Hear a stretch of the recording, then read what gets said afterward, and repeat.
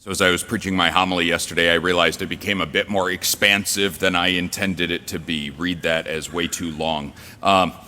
So if this feels like I've hacked and slashed a couple really potentially interesting segments out of this homily, it's because I have. And I apologize a little, but not that much, because I think you'll be grateful. As we look back on 250 years of our country, it's worth recognizing that as Catholics, a not insignificant portion of that history has involved either overt or covert persecution of Catholics, that there have been significant periods of time, especially in the colonies prior to the establishment of the United States, in which Catholics were not able to vote, were not able to hold public office. Compare that to now, when a significant number of Supreme Court justices are Catholic, a vice president is Catholic, that now we represent very well in the public square. But it's not always been that way. But that wasn't because of a lack of effort. That Catholics have, in 250 plus years, put great work into the establishment of our nation and making our country a place worthy of feeling patriotic about. That one of the famous accounts of the efforts of Catholics in the establishment of the United States goes back to the Carroll family. That numerous members of their family played important roles in the early United States and in the time leading up to it. But one Carroll in particular, Charles Carroll, was the only Catholic signer of the Declaration of Independence and had a significant hand in the establishment of the Constitution and the Bill of Rights. But it was fascinating because, as the story goes, when he signed that Declaration of Independence, when he put his own life on the line in separating from England, some of the other signers who were present there scoffed at him because his name was such a common one in the colonies that they felt like he wasn't actually risking anything. That the name Charles Carroll was held by at least, I think, more than a dozen, maybe a dozen and a half prominent individuals in the colonies. And so they said, you signing your name doesn't mean much, because you can always blame one of the other guys on it when England comes calling. And so, not to be outdone and not to have his sacrifice belittled, Charles Carroll went back up to the Declaration of Independence and appended "of Carrollton" to the end of his name. That there may have been several Charles Carrolls in the colonies, there was only one Charles Carroll who owned Carrollton, which was one of the largest swaths of land owned by one man in the entirety of the colonies. So not only now was he risking himself, but he had put one of the largest personally owned bodies of wealth on the line in support of the founding of our nation. That a Catholic was willing to put his money, almost literally, where his mouth was in this case. That the revolution was supported by those who were themselves practicing Catholics. And it was through the dedication of Charles and his cousins, in no small part, that Catholics were recognized in the Constitution and given rights that up until that point we had been denied.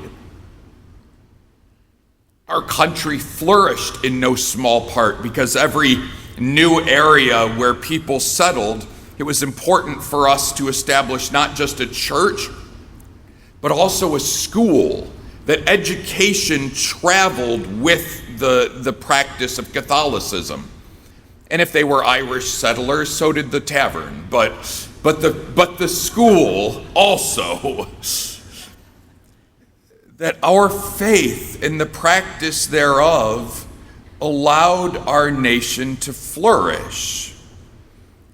And it is no different. It certainly ought to be no different today, because the flourishing of our nation is not something that happens completely distinct from and certainly not contrary to the flourishing of our church. That good practicing Catholics make good citizens in every nation on earth. And if they don't, it is because of the corruption of the country and not the corruption of Mother Church. That Jesus has given us a body of revelation that helps us to understand better than most what leads to human flourishing. That the inventor of the human race gave us insight into one of his greatest inventions and helped us to understand what things truly make people happy and what things, even if they seem great in the moment, lead to the stifling of the human spirit, the destruction ultimately of society. And it's our job not merely to take that from our Lord Jesus and bury it like the buried talent in the parables, but to share that with other people. Like that's part of our duty as Catholics, that we don't have the luxury of hiding our faith and keeping it to ourselves. But our faith is a gift that's meant for others. And so it's our duty to live it in the public square, to not be ashamed of it because it's something good. It actually matters. That our country's flourishing was in no small part because of the Catholicity of many of her citizens. Back when I went off to college, and I was, prior to college, when I was making my college visits, I went and visited this little place called Franciscan University in Steubenville. And I fell in love with the place, and it was hard to put into words exactly what about it really struck a chord with me, but I think the total sum of all of the pieces was that it was the first time in my life that I had found a large group of people at all, let alone people my age, who were at least making efforts to be good Christians. That there was amongst the student body a desire to actually put into practice the things that Jesus taught us. That when we went to visit, it wasn't just the fact that a significant portion of the student body attended more than Sunday Mass, attended multiple daily Masses throughout the week, though I think that was an element of it. It wasn't just the fact that the Perpetual Adoration Chapel, there wasn't a time of day that you could find it not filled from wall to wall with students. It wasn't just the fact that people held doors for us whenever we entered a building, but that was part of it. It wasn't just the fact that people tended, though not always because we were surly college students, but people tended to give others the benefit of the doubt in conversation or when offended more often than they did out in broader society. That it wasn't just because people actually seemed to genuinely care about other people in the dorm with them, though I think that was an element of it. It wasn't just because we heard about how many of the students went and prayed outside the abortion clinics and counseled women who were struggling with that decision, but I think that was an element of it.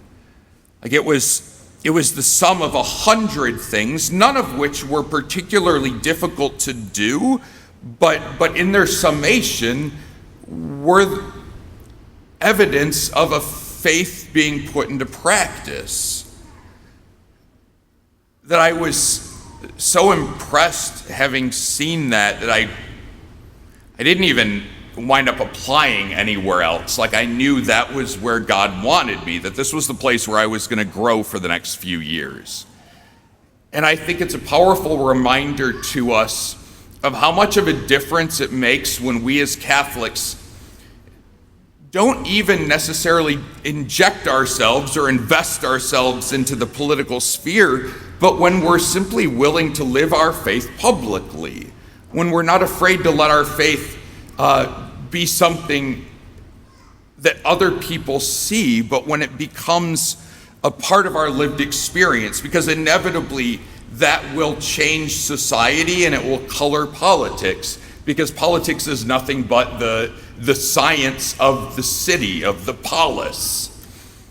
That when people act like Catholics, when we live our Christianity, other people take notice, and it colors the conversation of the country. That Steubenville stood out to me and was a blessing, maybe in small part because I knew a couple people there, but in large part because it was the first place I had seen that happen, and more than that, it was the first place I had seen that work. Our country is, at least on paper, 25% Catholic.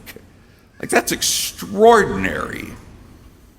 And imagine for a moment what we could be going forward from these last 250 years. If those Catholics all chose to live their faith publicly, to not shove our faith down other people's throats, but to not be afraid to take a certain amount of pride in recognizing the dignity of all human life. The poor, the elderly, those of a different skin color from me, those who are yet to be born. To recognize that every person has value, even if they disagree with me ideologically. That Jesus in our gospel directly tells us that the place where we're going to find rest is with him. That's where the weary find rest from their burdens. Our first reading in the prophecy from Zechariah tells us that our King shall bring peace to the nations. How does he do that? In this case, this king doesn't travel around slaying his enemies with the sword. He comes and he brings peace through his rule, which is to say through his faith and law that he gives his followers. That's what we've got. Jesus has told us it's the recipe for peace in a world that finds itself in desperate need of that. I've seen it work. And for 250 years, at least for a good portion of 250 years of our country, it's blessed us abundantly as Americans. If our 25% of this nation lived their faith fearlessly, we could see another 250 years of prosperity. We could see another 250 years of being a city on the hill. If we don't, there will be a lot of cynicism and a lot of hurt. That our role as Catholics in the public square is not an optional one. It's a mandate from our Lord.